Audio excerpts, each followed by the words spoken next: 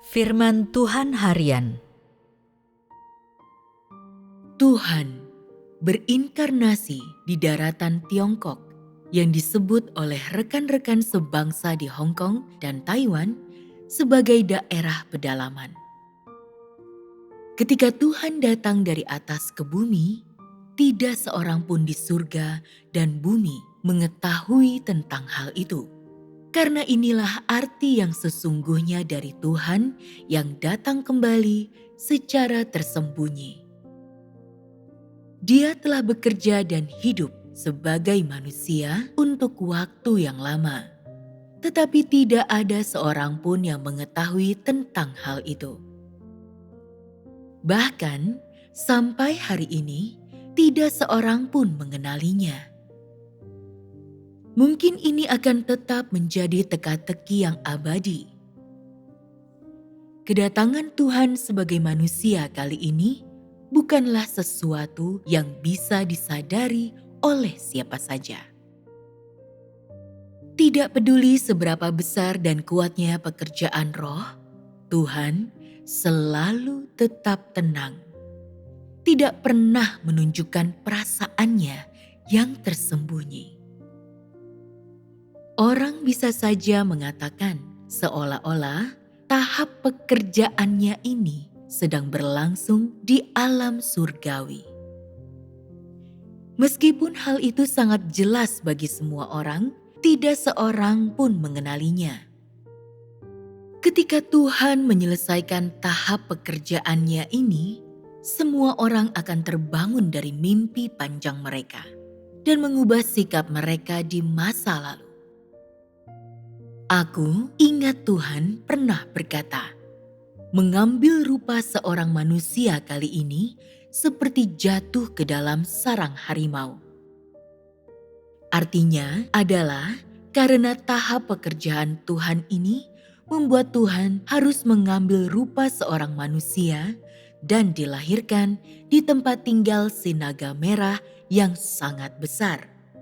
Kedatangannya ke bumi kali ini disertai dengan bahaya yang jauh lebih besar lagi. Yang dihadapinya adalah pisau, senapan, dan pentungan. Yang dihadapinya adalah pencobaan. Yang dihadapinya adalah orang banyak bertampang pembunuh. Dia berisiko terbunuh kapan saja. Tuhan memang datang dengan murka. Namun, Dia datang untuk melakukan pekerjaan penyempurnaan, yang berarti melakukan bagian kedua dari pekerjaannya, yang merupakan kelanjutan dari pekerjaan penebusan. Demi tahap pekerjaannya ini, Tuhan telah mencurahkan pikiran dan perhatian sepenuhnya dan menggunakan segala cara yang mungkin untuk menghindari serangan pencobaan, menyembunyikan dirinya dengan rendah hati dan tidak pernah memamerkan jati dirinya. Ketika menyelamatkan manusia dari salib, Yesus hanya menyelesaikan pekerjaan penebusan. Dia tidak melakukan pekerjaan penyempurnaan. Jadi, hanya separuh dari pekerjaan Tuhan yang dilakukan. Dan menyelesaikan pekerjaan penebusan hanyalah separuh dari seluruh rencananya. Ketika zaman baru akan segera dimulai dan yang lama mulai memudar, Bapa mulai mempertimbangkan bagian kedua dari pekerjaannya dan mulai mempersiapkannya.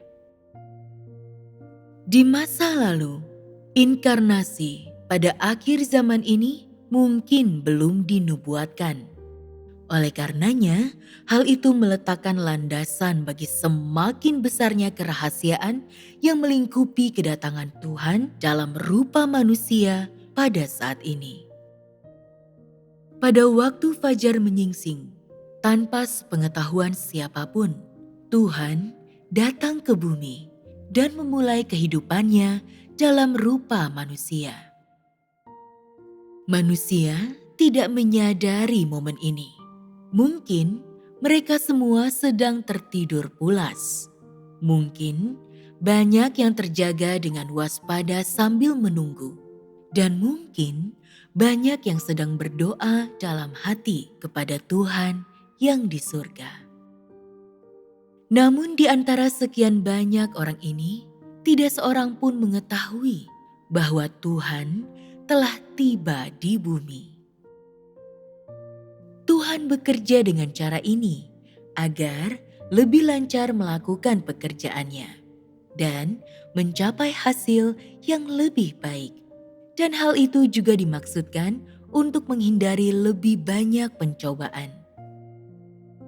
Ketika aktivitas tidur manusia di musim semi berakhir, pekerjaan Tuhan telah lama selesai dan Dia akan pergi, mengakhiri kehidupan pengembaraan dan masa tinggalnya yang singkat di bumi. Karena pekerjaan Tuhan mengharuskan agar Tuhan bertindak dan berbicara secara pribadi, dan karena tidak mungkin bagi manusia untuk membantu, Tuhan telah menanggung rasa sakit yang luar biasa untuk datang ke bumi dan melakukan pekerjaan itu sendiri. Manusia tidak mampu menggantikan pekerjaan Tuhan. Oleh karena itu, Tuhan menanggung risiko bahaya ribuan kali lebih besar daripada orang-orang di zaman kasih karunia untuk turun ke tempat kediaman si naga merah yang sangat besar demi melakukan pekerjaannya sendiri, demi mencurahkan seluruh pemikiran dan perhatiannya dalam menebus sekelompok yang tidak berkualitas ini, menebus sekelompok orang yang telah terjerumus dalam kubangan kotoran ini.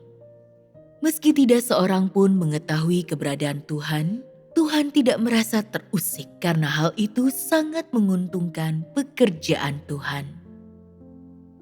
Semua manusia itu sangat jahat. Jadi, bagaimana manusia bisa menolerir keberadaan Tuhan? Itulah mengapa di bumi Tuhan selalu berdiam diri. Tidak peduli betapapun kejamnya manusia, Tuhan tidak pernah mengambil hati, melainkan terus melakukan pekerjaan yang perlu dilakukannya untuk memenuhi amanat lebih besar yang diberikan Bapa Surgawi kepadanya. Siapakah di antara kamu sekalian yang telah mengenali keelokan Tuhan?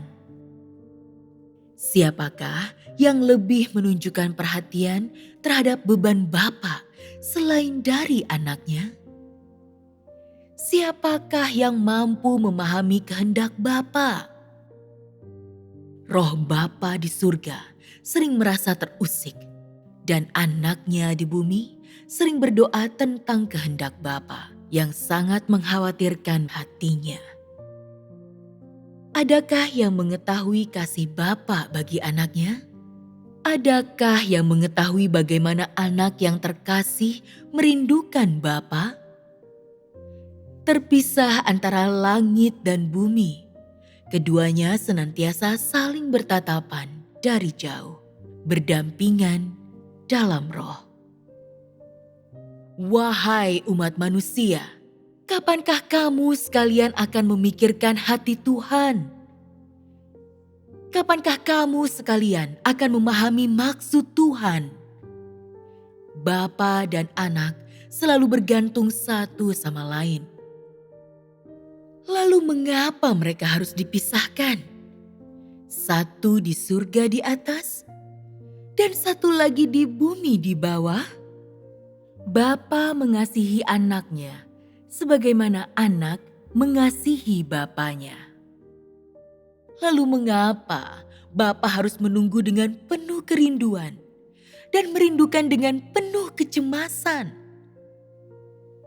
Meskipun mereka belum lama terpisah, adakah yang mengetahui bahwa Bapa telah dengan cemas merindukan anaknya selama berhari-hari dan bermalam-malam, dan telah lama menantikan kembalinya anaknya. Dengan segera, dia mengamati, dia duduk dalam keheningan, dia menunggu. Ini semua demi kembalinya anaknya yang terkasih dengan segera. Kapankah dia akan bersama lagi dengan anaknya yang sedang mengembara di bumi? Meskipun pernah bersama dan mereka akan bersama untuk selamanya, bagaimanakah dia dapat menanggung keterpisahan selama ribuan hari dan malam? Yang satu di surga di atas dan satu lagi di bumi di bawah. Puluhan tahun di bumi itu seperti ribuan tahun di surga. Bagaimana mungkin Bapa tidak khawatir?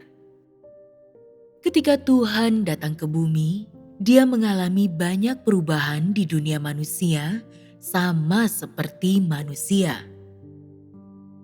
Tuhan sendiri tidak berdosa. Jadi, mengapa membiarkan Tuhan menderita rasa sakit yang sama seperti manusia? Tidak heran, Bapa sangat merindukan anaknya. Siapakah yang bisa memahami hati Tuhan? Tuhan memberi terlalu banyak kepada manusia. Bagaimana manusia bisa cukup membalas kebaikan hati Tuhan? Namun manusia memberi kepada Tuhan terlalu sedikit. Jadi, bagaimana mungkin Tuhan tidak khawatir?